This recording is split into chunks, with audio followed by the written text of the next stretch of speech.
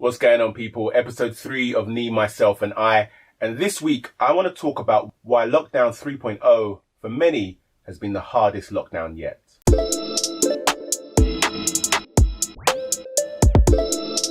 Now, I don't know about you guys, but you'd think that after nearly a whole year of this pandemic, I would have accepted and adjusted to lockdown life. Nah, man. Not gonna lie. I always had a feeling that this latest one would hit differently. And here's why. Let's go back to March 2020. Boris Bojo Bumba Johnson put the whole of the UK in lockdown. It was unprecedented. We had never experienced anything like this. Everything came to a halt. Schools, barbershops, beauty salons, gyms. So I hear. But in this new normal, you tired of that phrase yet? We were able to spend time with our families. And for a few of us, that was a really good thing. For others, not so much. But for those of us where it was a good thing, we were able to enjoy our environments and improve them even. And even though for a lot of parents, homeschooling was the biggest ball ache ever, we got through it and created new routines confined in our homes. Imagine, after being told your whole life that you will never accomplish anything by lying in bed all day, you are now being told it's the key to saving the world. But more than all of that, along with that first shutdown came sun. We had unprecedented levels of sun. And you know, in England, when we see sun, it's game over. Bloody hell, it's hot. Get the barbecue out, Steve! That's what I was saying, Julie. We've got to get the barbecue out. This is lovely. It's like Barbados. It's like Barbados. And even though there was a global pandemic, you can't stop England from enjoying the sun. Or testing out their eyesight. Shout out to men like Dom. And then, at the end of it all, it was almost like we were rewarded with Eat Out to help out.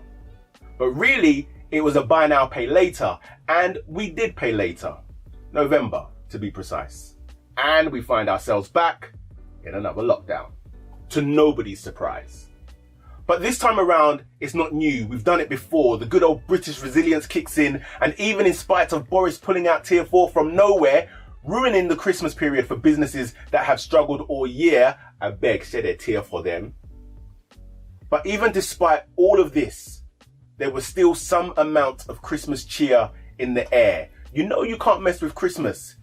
Even I know that, and I'm a Christmas Grinch. But no sooner was the turkey done and the nation was getting ready for the quietest New Year's Eve ever, the rumour mill starts about a new lockdown in the new year. And I knew from then that this lockdown would hit differently. And here we are. January 2021. What have we got? We're back to homeschooling with kids that are bouncing off the walls and they just want to interact with other small people. Parents whose nerves are frayed.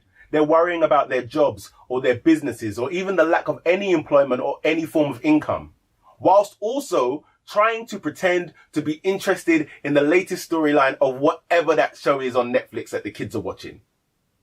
We've got short grey days and long cold nights and a sinking feeling that your government somehow is leveraging this horrible situation. And then we have the very real and constant onslaught of RIP messages on social media. People we know, people we love are dying. But also, at least with the first lockdown, it never felt like it was going to be a long one. Like, dates kept getting moved. So essentially, it was always like, just another few weeks, which strangely made it more manageable. Now with this one, straight off the bat, we were told it's going to be a long one. Combine that with the fact that there's not much to look forward to. I mean, even the Easter bank holiday is mute because for some of us, the last year has felt like one long bank holiday. So yes, this is the hardest lockdown yet, which is why we need to employ superhuman levels of resilience. You know, we're creeping towards lighter days, but progress is slow. Most of us are still starting and finishing work in the dark, and the endless rain and freezing temperatures are making it even harder to go outside while the sun is still up, which, as you know, can have a massive impact on your mental health. So start with gratitude. Gratitude for your life and the people in it. Get out and walk. Stop overthinking things.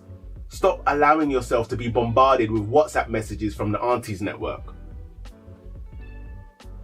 Set new goals. Talk to people. Pick up the phone, or even do like me and sit in front of a camera and just talk. I told you lot already, these vlogs are my therapy. It's my outlet. Allow me. So yes, the circumstances that we find ourselves in may be testing to the core, but you owe it to yourself to make the best out of your situation.